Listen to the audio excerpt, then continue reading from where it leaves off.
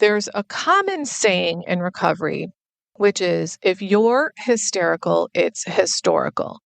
What that often means is you're being triggered in the present moment by some kind of trauma from the past, which gets stored in your body and in your psyche. And as they say in Y12SR, or Yoga for 12-Step Recovery, the issues are in our tissues. Hi, I'm Barb Nangle. I want to welcome you to my podcast, Fragmented to Whole, Life Lessons from 12-Step Recovery, where I help people heal their emotional, psychological, and spiritual wounds and make deep, lasting changes in their lives. I'm the founder and CEO of Higher Power Coaching and Consulting.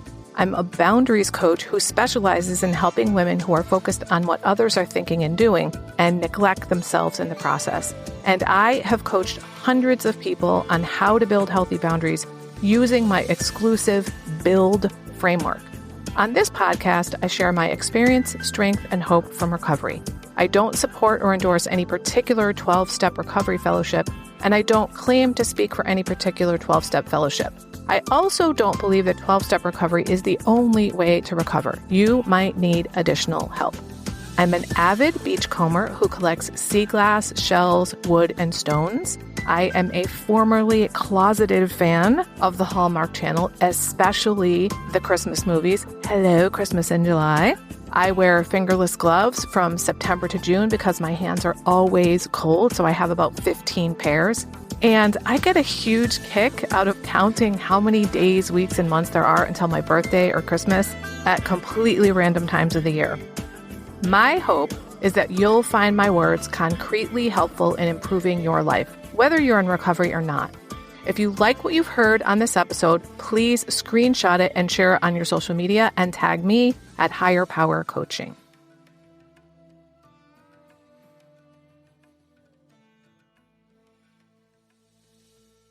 This is episode 239, Little T versus Big T trauma, what they are and why they matter to your mental health and recovery. Our culture is becoming more and more aware and informed of trauma. Now, keep in mind that I am a layperson and not a clinical psychologist or a medical doctor, but that doesn't mean that my perspective isn't valid, however. Most people, when they hear the word trauma, assume that it means someone had a blunt incident, like they were in a hurricane, they were raped, in a fire or a war zone. And those absolutely do cause trauma. Those are what I'm referring to as big T trauma. However, that's not the only kind of trauma there is. There's also relational trauma, which happens over time, typically in the context of a relationship, which is why it's called relational trauma. And this is what I'm referring to as little T trauma. And that's the kind of trauma that I experienced. It's the kind of trauma that comes from growing up in a dysfunctional family, but it can also be the result of adult relationships, such as a particularly abusive romantic relationship or a toxic work situation. The way that I think about my own trauma is that it was the result of a continual sort of drip, drip, drip of emotional invalidation. That is, I got the message, don't have those feelings, don't express those feelings, your feelings are invalid. So here's an example from yesterday. I was in a public place and I saw this pretty large dad carrying his little girl in a really awkward position. Like, I don't know if he was holding her by her leg or whatever it was. She was probably 3, so she was really small. And when he put her down, she said, "You hurt me." And he said, "No." And she said, "You hurt me." And he said, "No," again. And she said it again. And he said, "You're not hurt." And she said, "Yes, I am." He was invalidating her feelings, telling her those are not your feelings. You're wrong about what you're feeling. What this made me think of when I was little is one thing that my dad would do is he would hold me on the couch and tickle me against my will with his big, huge man fingers on my little tiny girl ribs. And it really hurt, but it also kind of tickled. So when I would say it hurts, it hurts, it hurts, he would say, "No, it doesn't. And I would be like, yes, it does. And then he would say, then why are you laughing? And I'd say, I'm laughing because it tickles and it hurts. And he acted like it couldn't both tickle and hurt. And he wouldn't stop when I asked him to, which meant I wasn't sovereign over my own body. Him telling me, you are not in pain when I was in pain, was emotionally invalidating me. He was saying, your emotions are not valid. You don't know what you're feeling. Now that is crazy making. Here I was having an internal experience, yet my caregiver, my authority figure was saying, no, you are not having the experience you think you're having. I remember one time in particular when he did this, I was able to break free of him and I ran to the bathroom and I shut the door and locked it, and I wouldn't open the door until my mom promised that he would stop. So all of this is something that I remember that my father did. Now imagine how many things over the 18 years of my childhood that happened that I don't remember. I got the message that I was not in charge of what to believe about myself and my own experience. In other words, my perception of reality was wrong. I was wrong and didn't get to feel what I thought I was feeling. Another way we talk about this little t trauma is that it's the result of unmet needs. As a human, we need our experiences to be validated by the humans around us. We need to feel safe, cared for, protected, and nurtured by our caregivers. When those things don't happen repeatedly, it causes trauma. Language that really worked for me to help me understand and really comprehend and internalize that I had trauma was when I came to understand that trauma can result from the absence of good things happening, which is another way of saying unmet needs.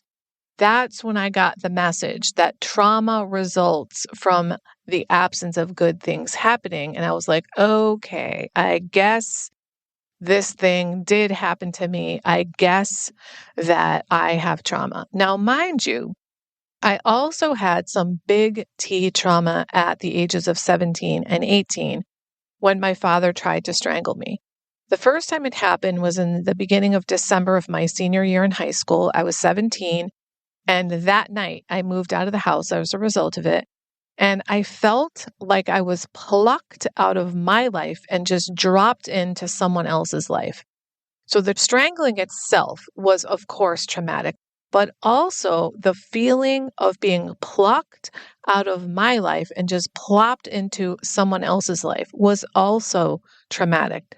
And then it happened again in April of my senior year, 2 times in one day. I was 18 by this time, and he tried to strangle me again. And again, I moved out of the house and lived with a friend.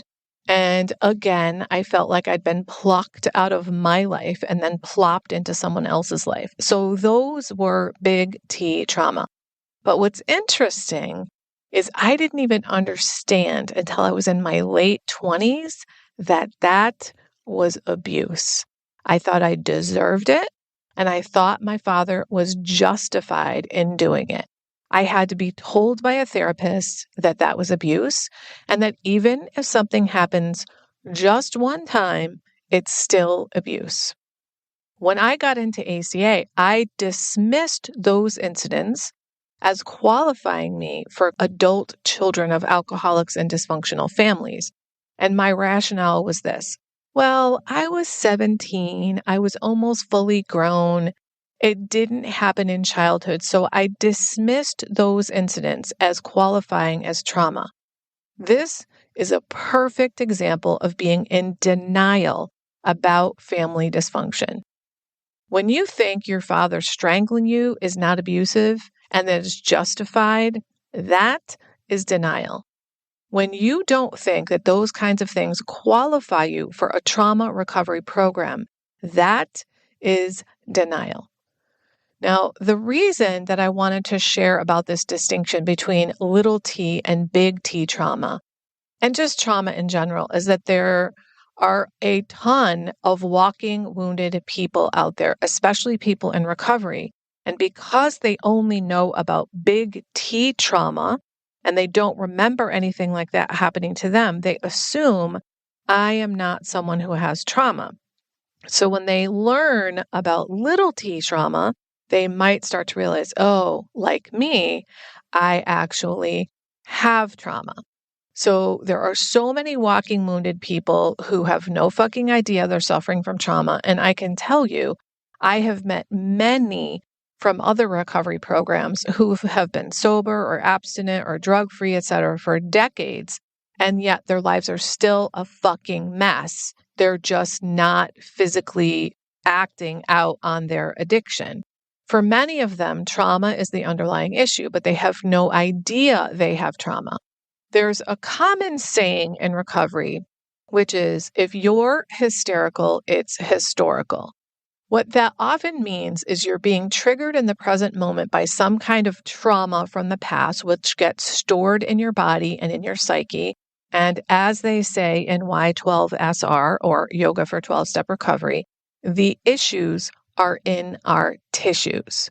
If you're involved in a situation that you later realize that your reaction to the situation was way out of proportion to what was happening in the moment, chances are that it was triggering you because of some kind of trauma from the past. It reminded you on a cellular level of something in the past. The way that I think of it is this: when you have trauma, it's like you have this gaping wound, and if a breeze just blows by this gaping wound, it inflames it.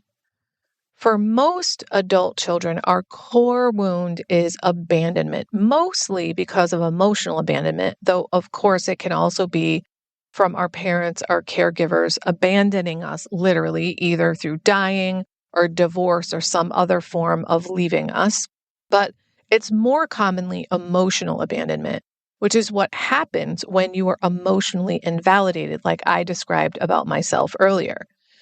If you're emotionally abandoned and you get even a hint that someone is going to leave you, that there's a potential for abandonment, your reaction can be way out of proportion because it's the core abandonment wound that is being inflamed. It's not the current situation. So that's how it can come to be that you've been dating someone for a very brief period of time and they break up with you. You react as if it was someone you had been dating for years.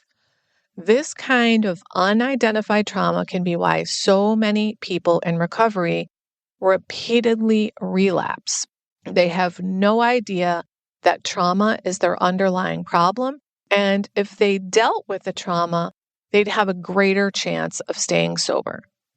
I personally have met so many people who have come into ACA from after decades in other recovery programs who start doing trauma recovery in ACA, which includes looking at the patterns of family dysfunction.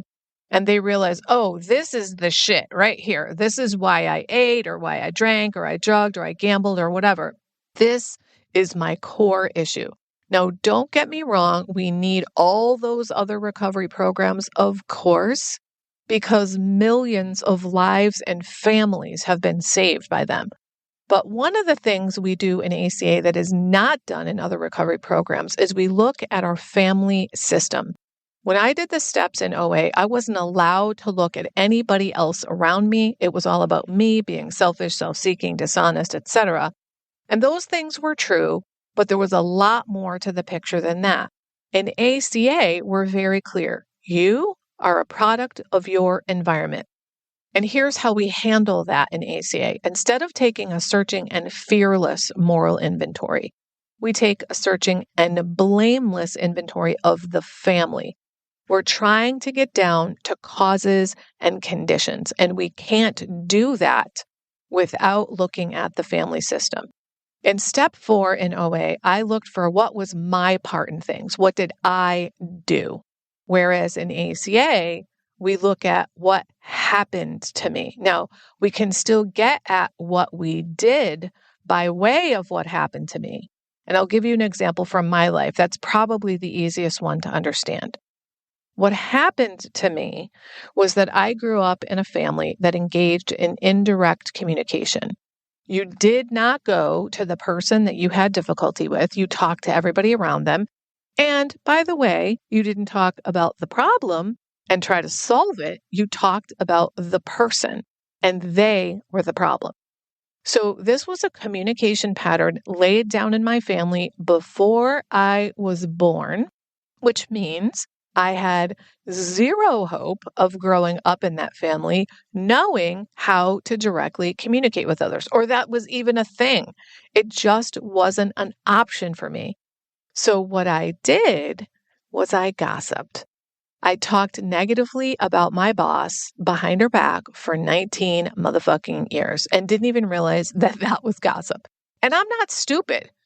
Yet I didn't know that was gossip, even though it's the fucking definition of gossip that you talk negatively behind someone's back, especially repeatedly. I felt justified in my behavior because it was a pattern I learned in my family, and I was focused on problems, not solutions, which is what we did in my family. Now, luckily for me, I did the 12 steps in ACA first and saw, this pattern of gossip came from somewhere. I think if I had done the 12 steps in OA first, I would have been riddled with guilt and shame, thinking, oh my God, I'm a piece of shit because I gossip. Now, either way, whether I'm a product of my environment or I'm a piece of shit, I still got to stop gossiping. But if I understand I'm a product of my environment and there's no way I could have grown up in that family and not gossip, that takes a lot of the sting away from it. It's not you're a horrible person and you're defective and that's why you gossip. It's that you have this really terrible behavior pattern, which came from growing up in a dysfunctional family and that you were taught, and you need to stop. But it's easier to tackle something we see as a learned behavior pattern passed down through generations of dysfunction as opposed to you're a piece of shit, stop being a piece of shit. And I know that I'm really sort of exaggerating. That's not what we say in 12-step recovery, but that's how many people who have been traumatized hear the term defects of character. They hear it as you're defective. There's something wrong with you and you're not fixable. Now, I mentioned at the very beginning that trauma is becoming more and more out there in the culture. And there are more and more trauma-informed programs cropping up. And a lot of this has to do with something that's called ACEs, or the ACE study.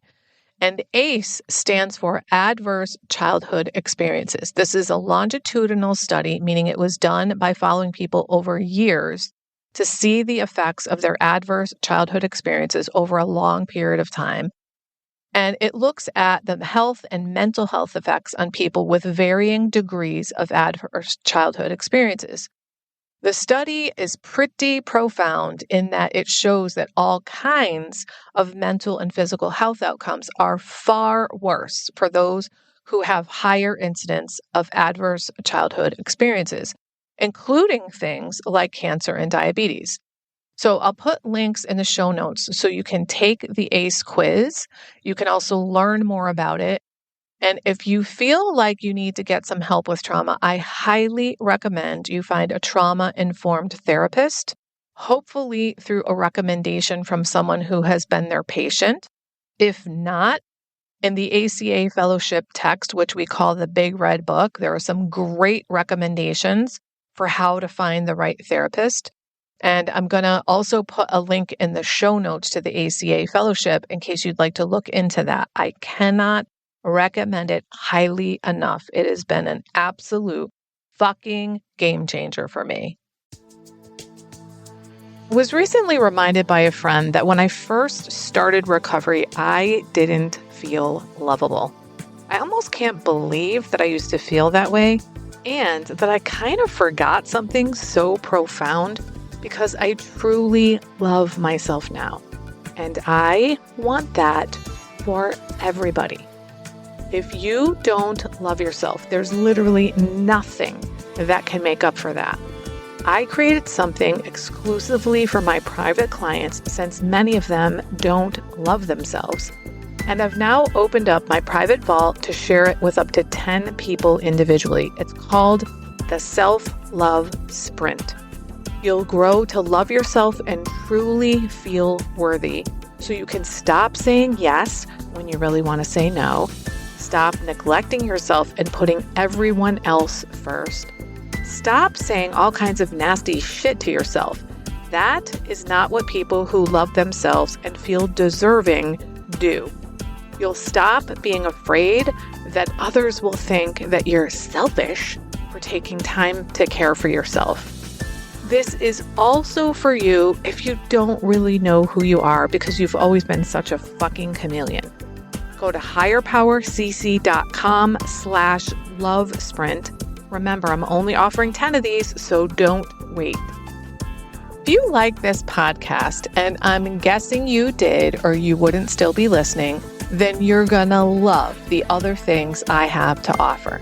If you'd love pre-released podcast scripts and episodes before anyone else gets them, or if you'd love access to content from my private vault that I developed exclusively for my private clients, which is like having a work session with me without me actually being there, go to patreon.com/higherpowercoaching. There are 3 tiers ranging from as low as $4 up to $24 a month. You'll also love my weekly newsletter, Friday Fragments, which has content very similar to the podcast. You can check it out at fridayfragments.news. That's fridayfragments.news. Please like and subscribe to my podcast on your favorite podcast outlet. I'd also love it if you'd leave a review, which you can do either in the show notes or on Apple Podcasts. It really helps other people find my podcast so they can get the benefits you've gotten from listening. If someone came to mind when you listen to this particular episode, please share it with them. And my favorite place to hang out on social media is Instagram. I'm at Higher Power Coaching. Please DM me there. I'd love to hear what you got from this episode. I run group and private coaching programs on building healthy boundaries. Whether you need help with boundaries in your personal, professional, or romantic life, I can help. Head on over to barbchat.net, where you can hop onto my calendar for a free 30-minute Better Boundaries consultation. My ideal client is someone who is ripe for change. If that's you, I would love to work with you. My goal with all my work is to help you make lasting changes in your life like I've made deep, lasting changes in my life. Remember, it's never too late to recover. No one is beyond hope, and healing is possible. Thanks for listening.